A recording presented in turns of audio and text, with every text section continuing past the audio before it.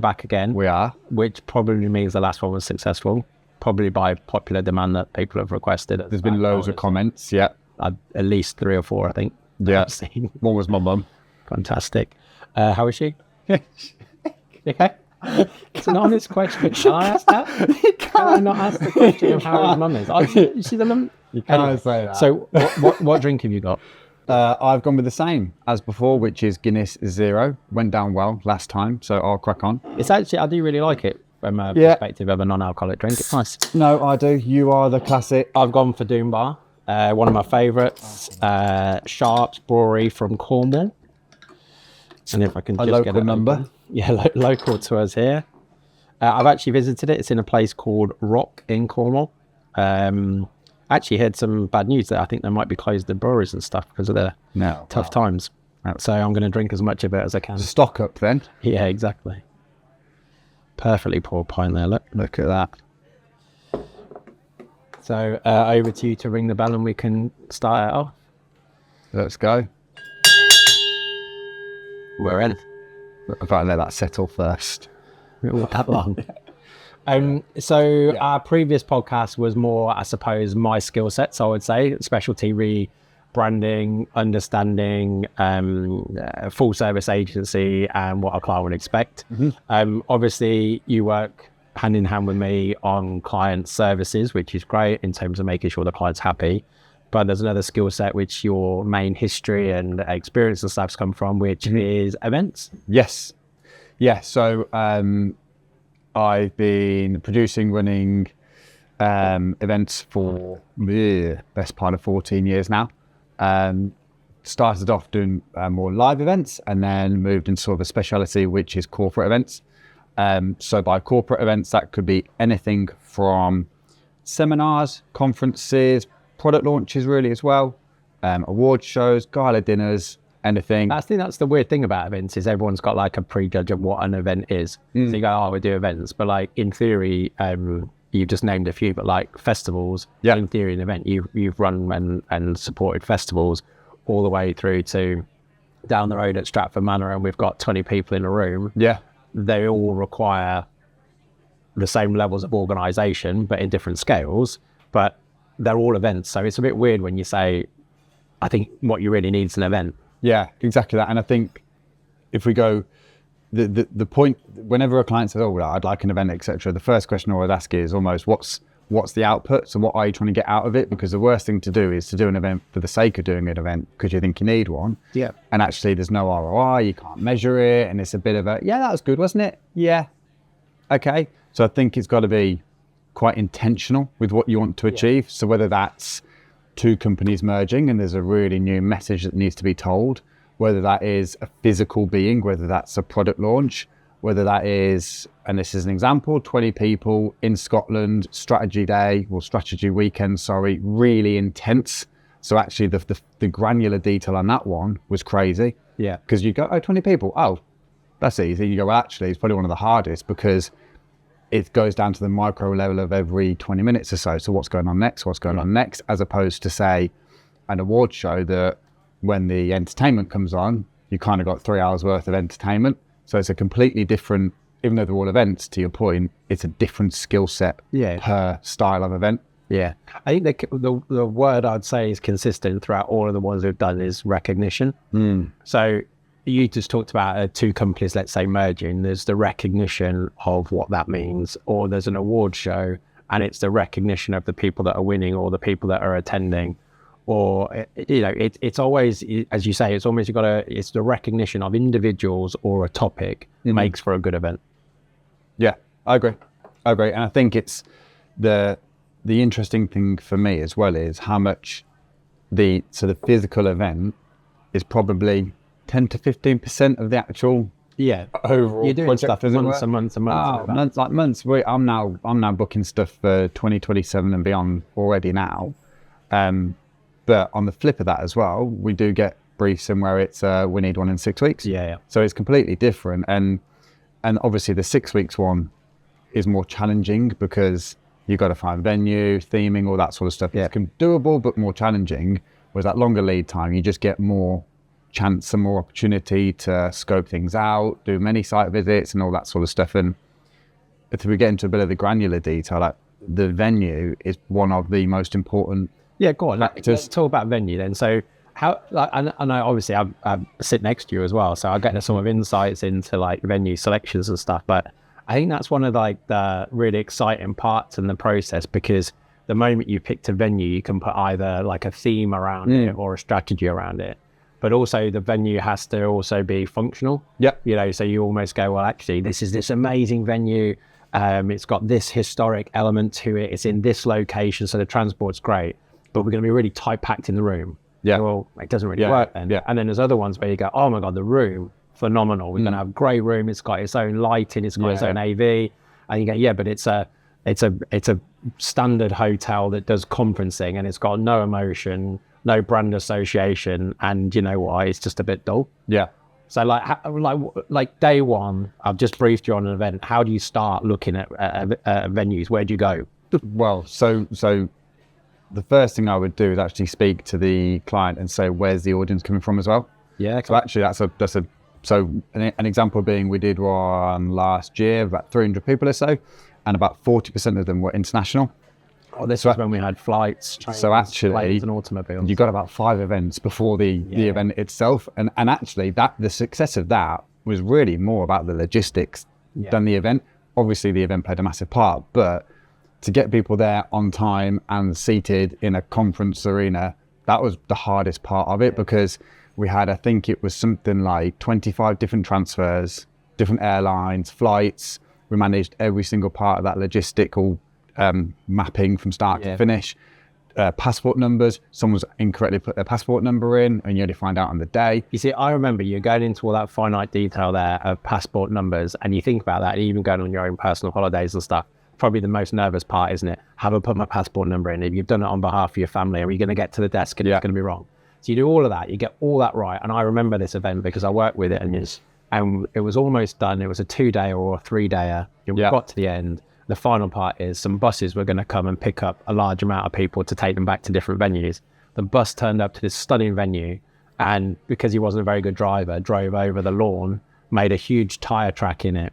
And out of all the organisation, everything we could possibly do, Mr. Bus Driver decided to put a black mark on the event a little bit. But, you know, there's the uncontrollables as well, right? In an event, they're the things you just have to work with and try and sort. And that's live events. And that goes down to almost, that's a great example of something that we literally cannot fathom or work towards, but we try and mitigate those as best as possible. And I've had it before where talent's not turned up on time. We're going to miss their sound checks. We've had rude talent as well. We've had rude talent. We've had demanding talent. Sorry, I should have probably said demanding, not rude. But they were rude. Yeah, it's fine. And it's trying to almost, it's like, especially when it comes to the live event element, and I do the show calling of it, so I'll be with the AV team, front of house, and calling lights, music, action, slides, all that sort of stuff. It's literally like a live theatre, but you can't stop and go again. So the amount of times that there's been times where I've looked, gone, oh wow, I need to make an amend to this script. He's going to read out the wrong name in 2 awards titles time, and even having to get an in-ear message to him, or run onto stage and know when no one's looking at him because someone else is presenting or whatever. They're the moments that I thrive off, in all honesty. Yeah, it's a better, but also, adrenaline game. If no one notices it, if everyone misses it, that's great. As in, if everyone goes at the end, go, God, that was really effortless. That was really great. I go, yeah, cool. Yeah. What's the worst event you've ever done? It's easy to you're going to tell me, or you've probably got notes about all the amazing ones you've done, all the celebrities you've got, all the happy clients and all stuff. I do actually think, and the amount of times I've said it before, is sometimes in marketing, creative, everything we do, actually, the hero element of it sometimes lasts longer in people's memories. So I could do a really good job month in, month out, and I'd be, at a level and everyone goes, oh, Denfield are okay. They're great. They've done everything I've asked them to do. If something goes wrong though, and you save the day, it's, oh, my life, suddenly Denfield are this amazing agency, which often we get that credit, creds from people, which is great. But from an events perspective, I've been there when you have solved problems that aren't yours, nothing that we've done, but you've solved them. And then it's hero status almost, isn't it? Instant hero status.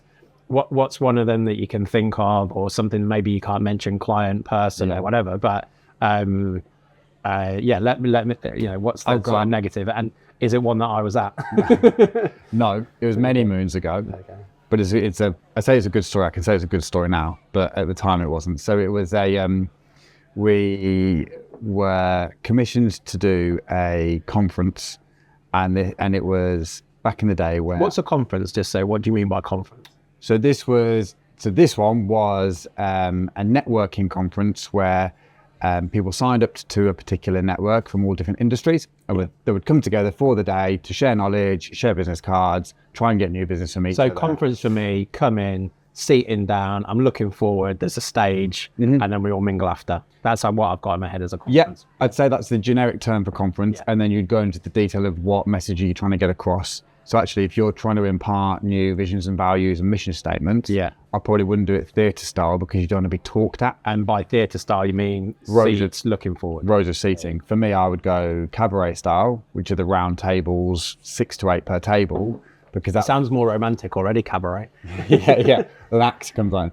It's just more collaborative. Yeah, I get you. It's like the odd adage of bar. The best bars are horseshoe bars, where they're round. Because actually, you can see through the bar to other people on the other side. You're trying to say we need to get this fixed, because this is pretty. So they're coming in, but it's just that element of interactiveness, and by having that circular shape, it really helps. Yeah, that's why we have cabaret style, and it's called cabaret style because you miss out the 2 seats at the front of the table, which traditionally you would block the view of the people behind you for the cabaret show. Okay, yeah. So you don't have those 2. Weirdly, been doing it for 15 years with you. It's the first time I've asked that question. Yeah, so that's why. So you don't have those 2 seats, so you can see straight through. Good sight lines. Cool. Anyway, going back to my first question, which was, give me a bad example. Yeah. So conference, and everyone had an iPad when they came in. Yep. And each iPad was hooked up to the Wi-Fi, and we built this really cool, using an app company. This many moons ago. Like, this is a rare thing to do, and it was really interactive. All the slides were on there. When someone went to the next slide on screen, it changed on their on their iPads. Nice. You could write notes on there. You could ping questions up. You could do polls. Super cool. Really brilliant. Came in. So night before, did the build. Got all the flight cases with all the iPads in. There was 180 iPads. So got there. Turn them all on, venue manager, and I was like, that's weird, it's not connecting to the Wi-Fi. Oh, you're going to say they've got no Wi-Fi. So I went to the venue manager, I was like, hi, obviously I've confirmed the Wi-Fi, and it's like, I've checked all the speeds and all that sort of stuff. And then, it's down at the moment. And I was like, no, this is a Wi-Fi conference, basically. And he was like, it's just... It wasn't for like O2 or somebody, was it? No, yeah. He's like, it's just routine maintenance. And I was like, it's really important that it works within the next 12 hours, because I literally can't. And he's like, the technician's booked in for next week. Really sorry. And I was like, okay, This is horrific. So me and 2 others from the team then went around the whole of London, and it must have been at 8 p.m. at night, something like that, to every Curry's or wherever else was open, and bought every single router that they had. My solution in my head was trying to go that you do that tethering where you just share your phone and just say to everyone in the room, you can all just look for Mike's phone, and you see when Mike's phone password is Mike123. Yeah. So we plugged in, it was about 12 routers, and then had to manually put like those 30, I think it was 30 devices per router. So then going back to the point then, the client, when you've done that, is that massively grateful, or is that just considered part of what an events person does? Part of what a solid events person should do, But a learning from that is impart the importance of certain elements of the event with the venue as well. So so work with them. Say, actually, this is super important. I was naive. It was probably 15 years ago now, something like that. And I probably didn't say, look, this is absolutely crucial. I've just gone, have you got Wi-Fi? Yeah. Does it work? Yeah. Is it stable? Yeah. What's the speed? Done. Well, okay, cool. Well, actually, I should have gone, it's really important because. So I always say, and every time we do an event, the one thing I always say to all of us is always over communicate. Yeah. Never presume anything. One thing I would say, again, massive strength of yours that I've learned from doing events with you is the respect that you give to venue staff, AV staff, anyone in theory who's working as part of the team. Now I've seen the complete flip. So I've seen how you work with them, and you're very much, hey, you shake hands straight away to introduce yourself. You're on first name basis. So the sound guy that in theory other people just throw stuff at or expect to do his job, you're on first name basis with him. You sit with him, you chat through everything you want with him. Same with the lighting guy, same with the crew. You know, the guys that are there only for an hour to put scaffolding up and to put the lighting rigs up and stuff, you know them all, they all know you. Same with the venue staff. Now, some people might go, you know, it's their job, you know, they just need to get on with it and do it. Whereas the level of respect you get from them, then when you need them in times of an issue or a problem and stuff, they're not likely to work with you. Now, the reason why I started thinking of that is I also remember a gig that we did together where, although we were very nice and polite to the staff, the client was getting a little bit maybe nervous about the speech that they had to do and wasn't particularly polite. Now, interestingly, the AV guy or the sound guy, I can't remember who it was at the time, just went, I'm all right, thanks, mate. Don't want to work with you anymore. And it was one of those realization moments of going, these are the glue behind an event. These are the people that deserve the massive amounts of respect because they change an event from being a 5 out of 10 to a 10 out of 10. These are the guys that are going to support us. So is that something you've just learned over the years? I know you're obviously a polite guy. My point being, I think you over egg it. It's a part of your job on that day is that you know everybody's names, you know a bit about them, you have a bit of a joke with them, etc. That's quite I wouldn't have ever put, you know, if somebody says, how do you run an event? It's not one of the things you go like organization. You wouldn't go learn everyone's names and show them respect. It's a really key part. I think so, because you never know throughout the time you're working with them what you're going to need from them that is over and above to your exact point. So if you don't get on the right foot with someone, they're going to go, yeah, okay, cool.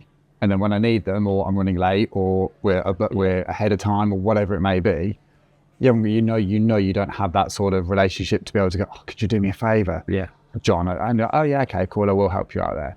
And also, an event is, I mean, you know, you've worked on loads with me. It is so. The live event is so intense for that period of time. Yeah, stressful, knackering, tiring, all those things. Great fun. Yeah, I love it. I love it. But it's almost like you become almost like a family for that amount of time. Yeah. And you're in your own bubble. The amount of times I know what the time is. I know what my event time is. Yeah. I I don't know what the real time is or anything like that, because I just go on my call sheet. But it goes to the extent as well, you know, like, I know, again, it sounds, people watching might just go, well, of course you do, but like, when the event's having food, so if you go to an awards do and you're around and you're getting food, that's the AV us are then quickly having something to eat. That's one of the most amazing bonding sessions I think I ever had with people, because they will quickly say, oh, what about this and that happened and this happened, and you're there absolutely trying to, you know, scoff anything you can within the 20 minutes you have compared to everyone else's 2 or 3 hours. And again, you'll probably remember Onion 5 Ways, one event that we had where the food we were given was pretty horrific. It was Onions 5 Ways, but that moment bonded us with the videography team that were working with us, the AV team that were working with us, the sound team, everybody at that point then went into that second half. And if you think we've been working from 7 in the morning and this is about 10 at night, we've still got 10 till 2 to 3 to go. And it gave us that boost like it was the start of the day again. So, you know, I think that going back to that respect of all of the team members are as equal as everybody. Yeah, you're the gaffer on the day, but it doesn't feel like that, does it? If that makes sense, everyone's just an equal. I think so. And I think it's just that camaraderie, teamwork, trust. You've got to have it. Yeah. That I'd say that is one of the keys to a successful event. If you don't trust, I don't even call them suppliers, like partners. I'll talk to them outside of the event as well, because why not? Get to know them. The trust is a good one though, because the client's got to trust you as well. So we did one recently, it was at St George's Park, so home of the England Football Club, and I think I would be confident to say, you know, the client probably wouldn't mind me saying the name, but the level of trust that they had in you at the start of the event, during the event, and then probably at the end of the event times by 10. And just trust from the client to you trusting the team you're with, etc. As you say, trust is one of the key parts. And I think, and it's just showing that you care as well. And actually, there are so many times within an event you can go, well, that'll do. Even that'll do. You want it to be perfect. You want it to be absolutely perfect. You're saying that it was 2:00 in the morning, and I was scraping off the glue off the glass at St George's Park after the poster that we'd put on left the glue mark, and you gave me some spray and a cloth and asked me to clean it. Yeah, I know. But there you go. And then I went, that'll do. And then you went, yeah, that'll do. That's Yeah. fine. So we've gone through like some of the key parts. What's like been one of your most successful events? So like, and I suppose I've got some in my head of where I think success has been, but it'd be interesting to see when you go, do you know what, one of the best events and the reason why you think it was a good event? I think I'll answer that in a slightly different way. So I think there's two elements to it. One is a successful event to me is when everyone thinks it looks effortless, they've gone away and it's memorable and they've taken something from it. Visually, as in like physically for me, I think it's when there are so many different factors involved in one day or one event. So I've just thought of something. Is it like that? There's an analogy element of it. It's the swan, isn't it? Is it the swan? Similar, gracefully going over, legs absolutely going for it, and everyone goes, "Look how beautiful that is!" Exactly. And the swan's absolutely and the working because it's going for it. Exactly. So I think one of the ones that springs to mind are a large award show, the largest one we've done numbers wise. So this was circa 1,700 people, and it was in a venue spread over 2 huge areas within the venue. And we actually, because of the sheer size of it, we split it into, I'll call it the party room and the awards room. Okay.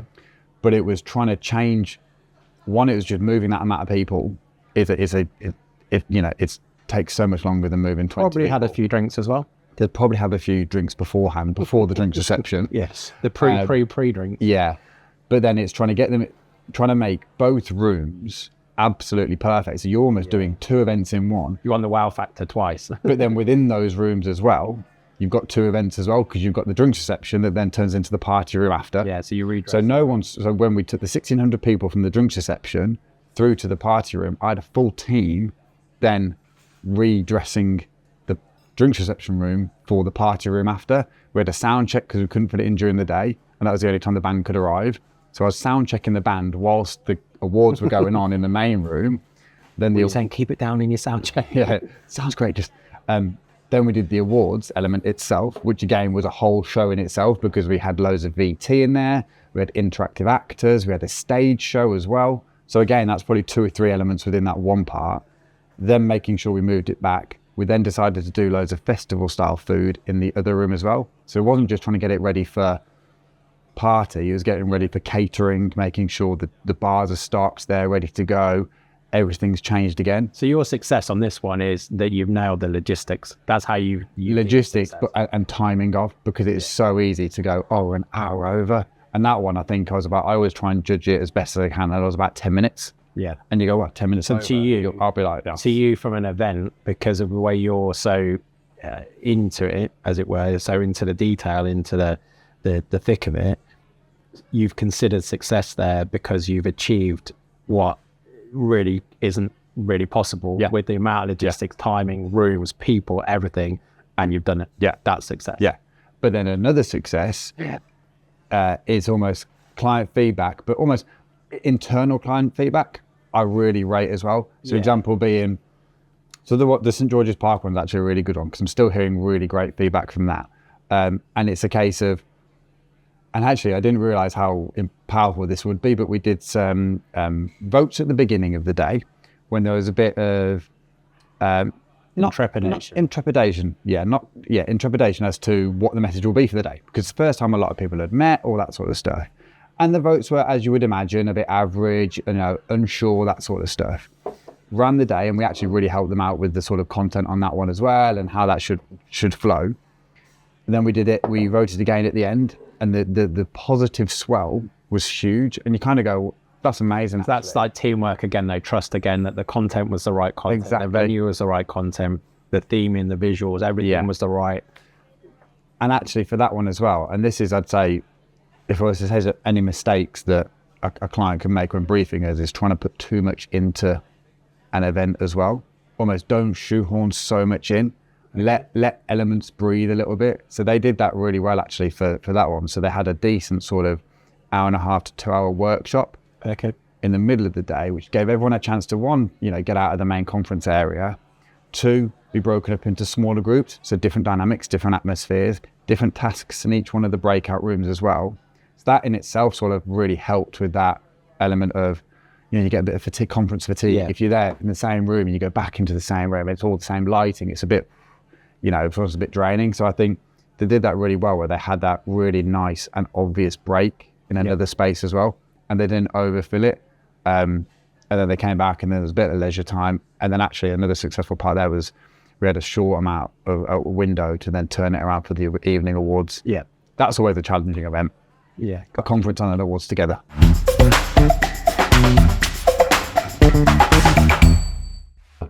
So obviously being at the events with you before, I understand what goes into the day, the morning, the afternoon, the evening, the late night, whether it's 2 days, 3 days, whatever, and all of those elements. But, Denfield is a full service agency as well. And I think one of the advantages, hence previous episode of the podcast talking about that, is the fact that an event isn't a physical thing that happens for a 2 to 3 hour period.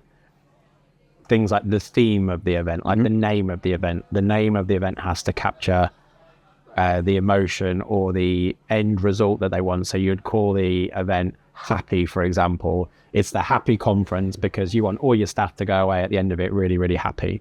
And then you'd look at the visuals of that happy and you'd go, well, if we want to make people happy, this has to have bright colors, has to have a cool font.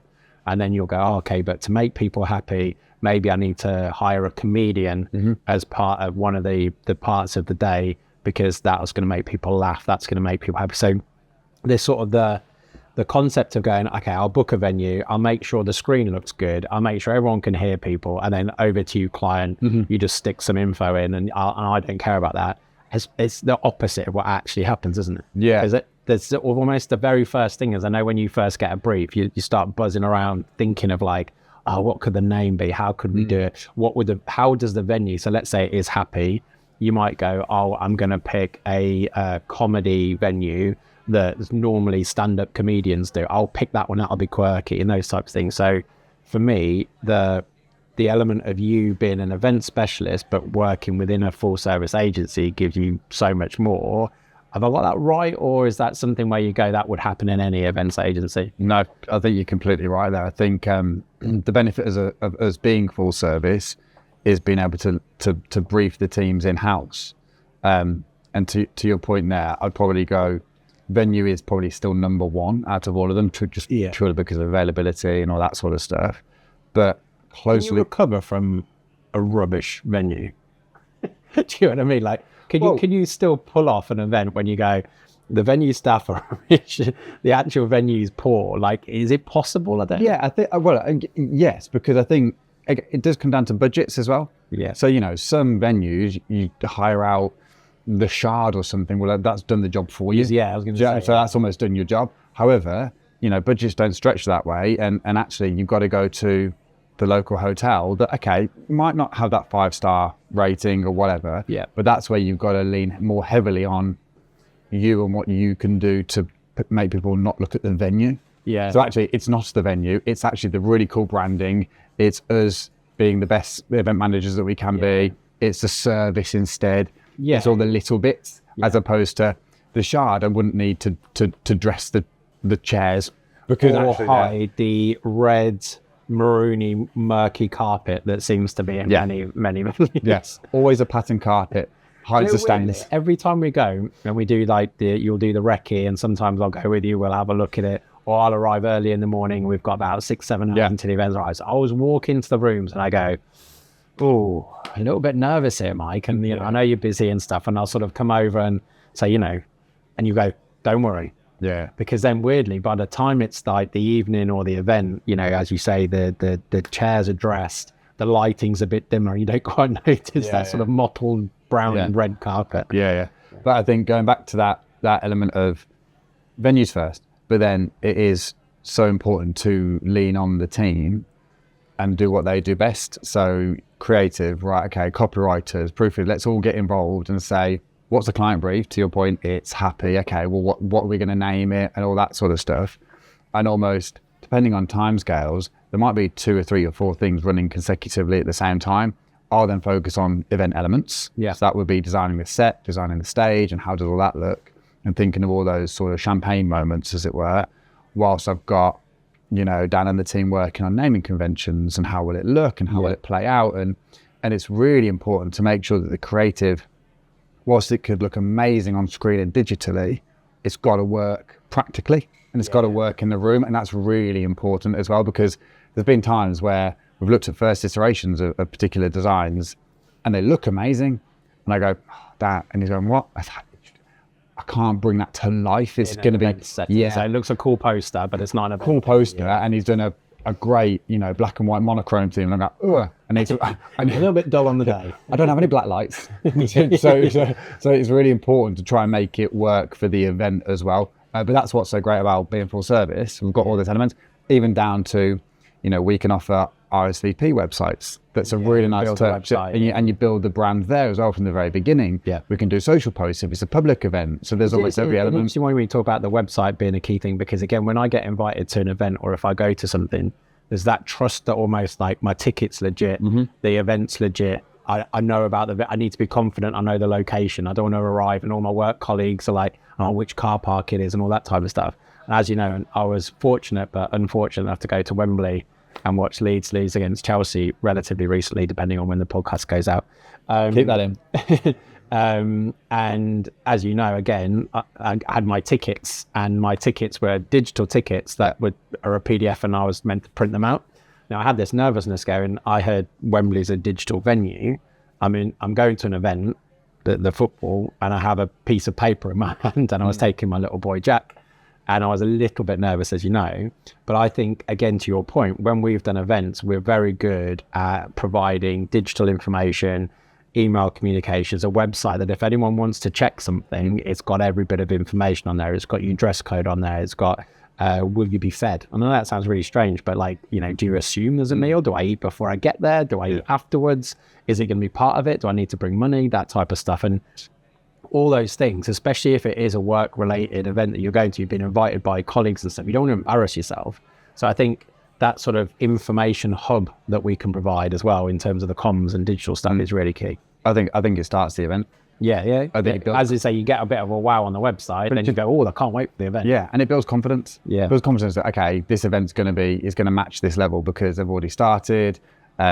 Always send out something 24 hours with a bit of a teaser, but then some practical information. To your point, actually, no one's going to check the car park when you first launch the event, but they will 24 hours before. Yeah, and you're desperately trying to go, can I park? Is the parking? Do I need to pre-book? Yeah. And it's such a weird thing, but it can half ruin your excitement levels. As I said, again, going back to Wembley, but that was I was really, really nervous about that part of it, which sort of ruined the first bit of the day until I'd scanned my PDF and I got through the doors, and then the rest of the day was amazing. But if there was more clear communications to say we're digital only, but this is what your ticket should look like, it is legit, all those types of things, I think would have been really helpful. And I think also with the website element, I always try and gather as much information as I can as early as I can as well. What, of the person attending? Right. So, because then my guy's a bit overkill, but once I've got all that information, one, I don't have to bother you again for certain information. Okay, yeah, cool. Because you kind of really want to fill something in once. So name, email address, contact number, dietaries, accessibility, is there EV parking, all this stuff that you'd be like, oh, really? But it makes it so seamless because I'll pass that on to venue. They then don't have to check 3 times the dietaries or whatever. It's already catered for. So accessibility as well. If it's overnight accommodation, we'll make sure that you've got accessible rooms and all that sort of stuff. So the more information we can gather as early as possible, granted you can't do it all the time, but the more we can, the just better experience is going to be for the customer. Yeah, interesting you said about dietary there. So as you know, I'm a bit of a joke in the agency for my dietary requirements. Can't eat eggs, can't eat peanuts. I didn't know. Shock horror. But peanuts weirdly is just straight peanuts, whereas egg changes state, etc. So I'm a bit fussy, as in I can eat a cake, but I can't eat it. So I go to an event and I would have said I'm allergic to egg.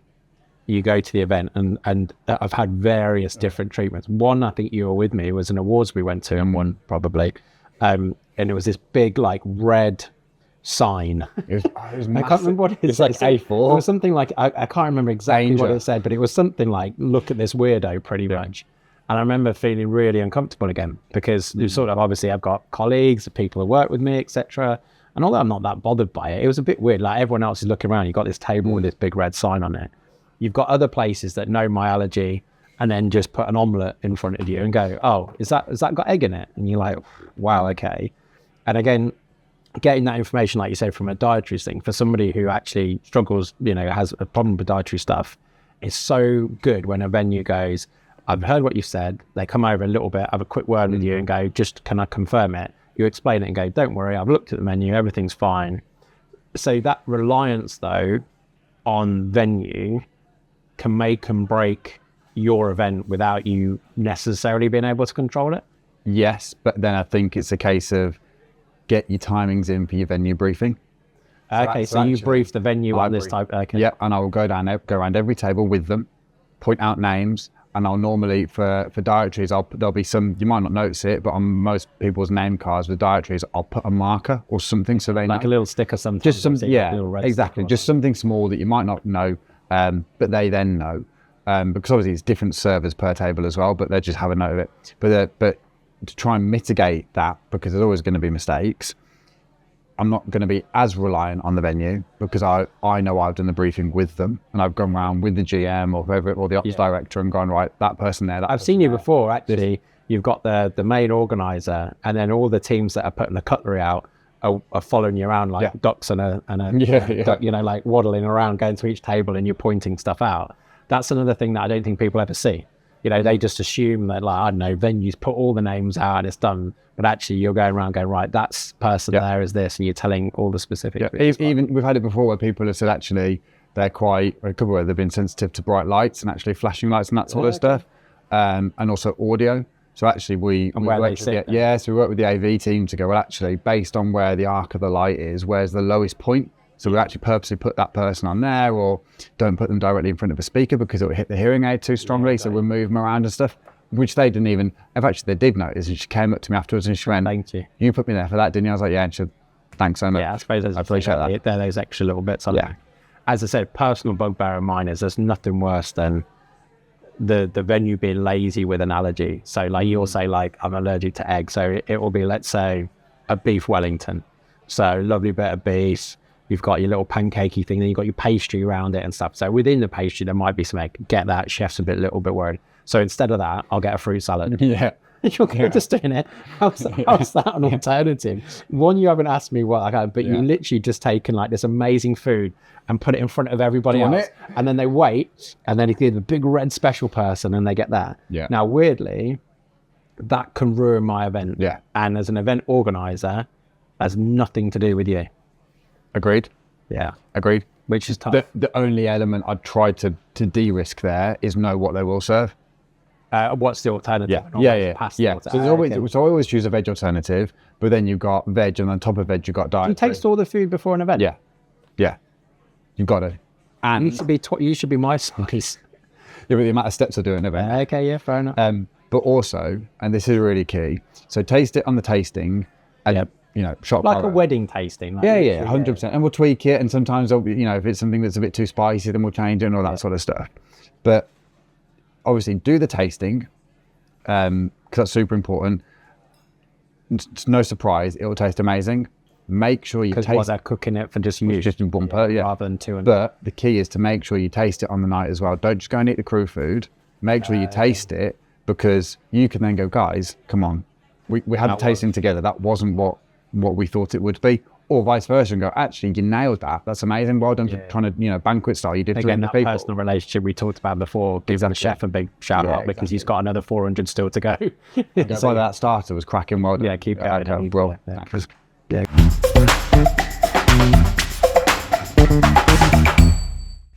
So obviously, as you're the MD of the business, every now and again on certain occasions, I get the opportunity to be able to be the boss, take you under my wing, and when you support me on the events, which I like to think is quite fun. Challenging, but definitely different. Yeah, I'll go into event mode. Yep. Very short and sharp, but we get to the point. But with that, and again, best part of 12 years now, what's been your favourite or most memorable event or moment from an event? I've got two. Go on. Are they both okay for podcasts? They're both okay to talk about. I'm going to try not to name the clients because I don't know whether it's not negative, but I'm going to try not. So the first one is I remember we had water tubes that I don't know to try and understand the size of these things, but let's say they were this wide and they were a good 10 foot tall. They were 10 foot. 10 foot tall. 2 10 foot. Massive tubes. And they were meant to be bubble tubes that you'll probably know, like, a bit like a lava lamp, but with water type stuff. And they had things. So anyway, we get to the venue, you've got them, and they're all there laid out with no water in them. So I'm thinking, okay, I'll get that later on. Somehow we're going to like put them under a tap or buckets, etc. An hour or so later, come back in and I noticed that the tubes have now been put up on pedestal things that are probably another 10 to 15 foot high. These things are massive above the stage and they're up on their own. And I'm like, they still don't have water in. And at that point you said, right, come with me a sec. We're going to try and get this. We walked in and you were holding a hose and we'd brought a hose with us and you were trying to find a tap. Now, that might sound interesting. The only tap that the venue had, although you had asked, and fair play to you, you had asked, they didn't give you the right information, was a hot water boiling tap.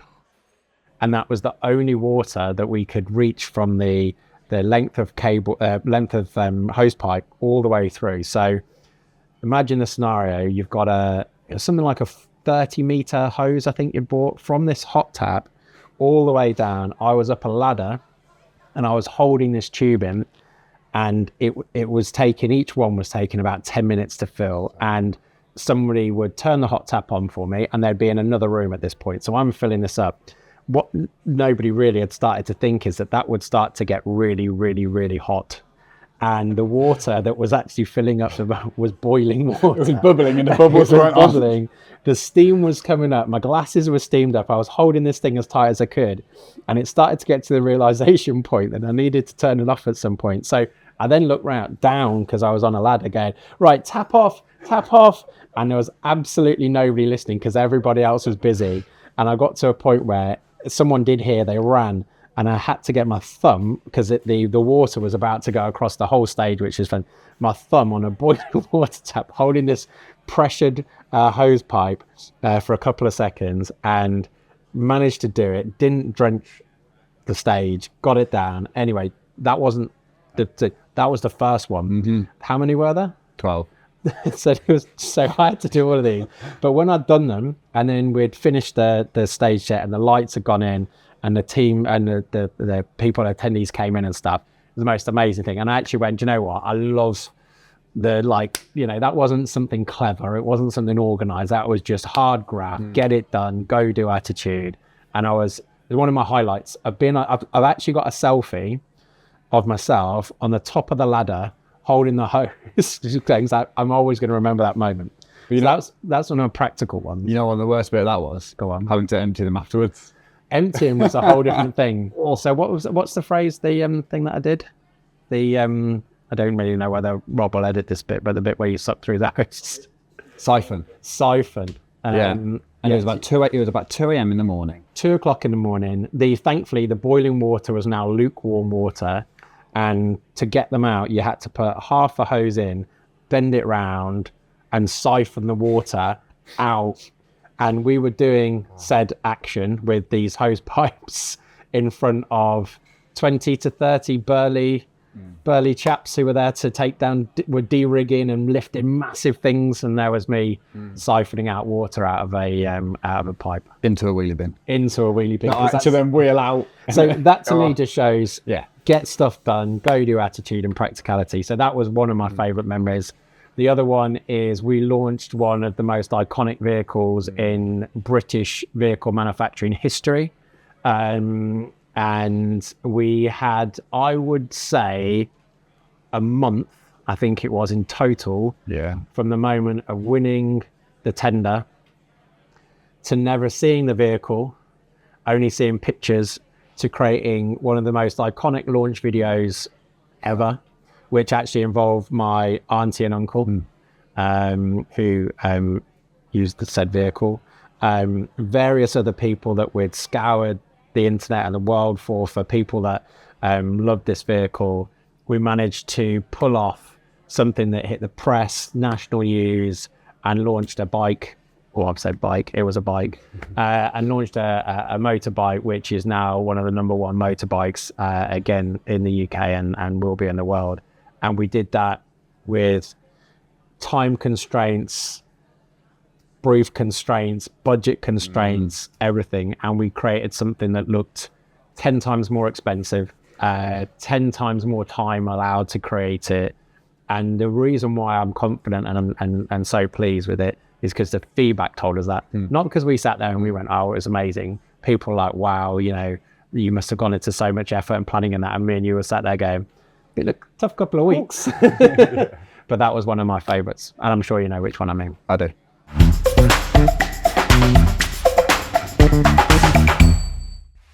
The last thing I wanted to get across, I suppose, in this, which you never really talk about, but is the added advantage over and above what an event achieves between a client and an agency relationship.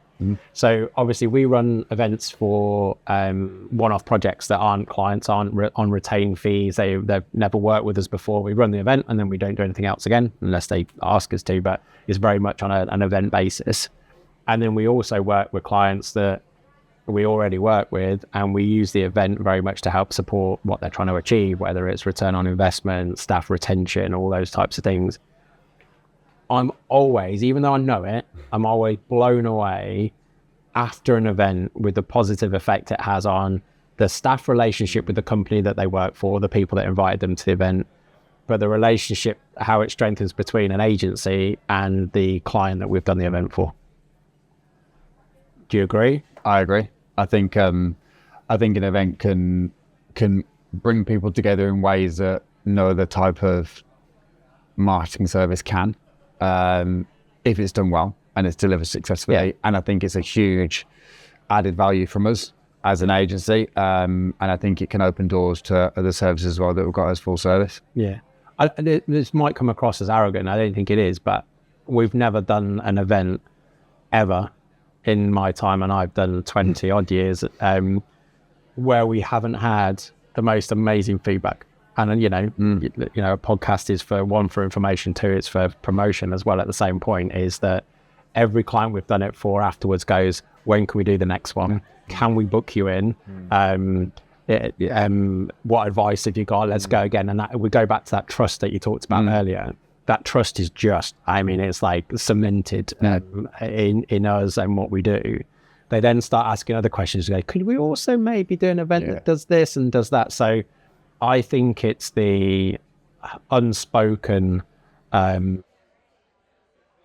truth about client and agency relationships is that concept of going, how can you trust somebody? Yeah, you can deliver a direct mail campaign. It landed on time. I think people got it. We had a few phone calls, and you go, that's great. You could go, website's probably quite up there. You deliver a website, everyone's like, actually, this is pretty, wow, you know, this is great. It's changed everything. And you get loads of really good feedback from a website. And then I think events is like that next one. It's this, there's nothing else that really can confirm a client and an agency relationship quite like an event. So it's not 2 o'clock in the morning or 3 o'clock in the morning when we're there either unbolting a vehicle from the floor because it has to be removed that evening, or we're pointing somebody to their hotel room that's lost, or we're having a celebratory whiskey, which I remember, you'll remember that one, with a client because they were so pleased with us. It's not that time, but all good things do come to an end. And at the end of this episode, we've got no drink left. So if you could do the honors and ring the bell. Absolutely. Cheers, Mike. Cheers.